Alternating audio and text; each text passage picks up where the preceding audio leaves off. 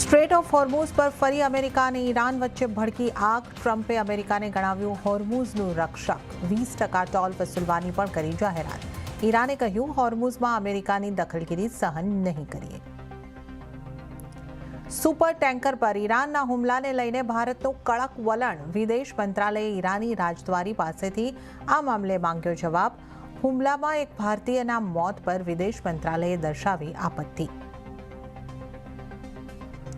Waste એશિયામાં સંગ્રામથી ક્રૂડમાં ફરી આવ્યો ઉછાળો. બ્રેન્ટ ક્રૂડનો ભાવ $87 ને ₹12 પણ મોટો ઘટાડો. $1 સામે ₹58 નબળો થઈને 96.20 પ્રતિ ડોલર ઉપર બંધ. 22મી મે બાદનો સૌથી મોટો ઘટાડો. પશ્ચિમ એશિયામાં વધી રહેલા તણાવ અને ક્રૂડ ઓઇલના ભાવમાં વધારાને કારણે માર્કેટમાં સતત બીજા દિવસે વેચવાલી યથાવત. નિફ્ટીનું 150 પોઈન્ટથી વધારેના ઘટાડા સાથે 24,050ના સ્તરની નજીક ક્લોઝિંગ.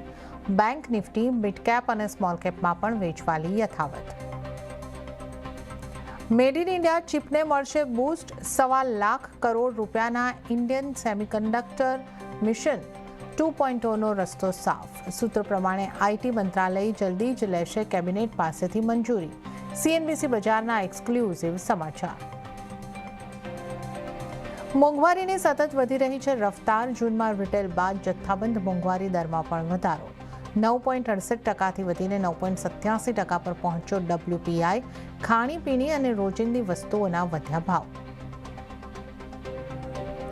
ડાયરેક્ટ ટેક્સ કલેક્શનના મોરચે સારા સમાચાર. 13 જુલાઈ સુધીમાં નેટ ડાયરેક્ટ ટેક્સ કલેક્શન 16.4% વધ્યું. 6,51,000 કરોડને પાર.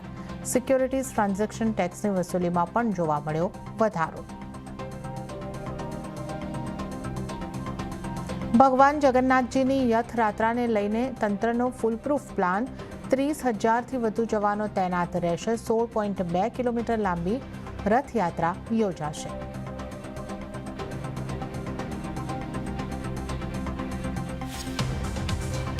અને રાજ્યમાં 20 જુલાઈ સુધી સારા વરસાદની આગાહી નહીં. 2 દિવસ બાદ ઉત્તર ગુજરાતમાં પડી શકે હળવો વરસાદ.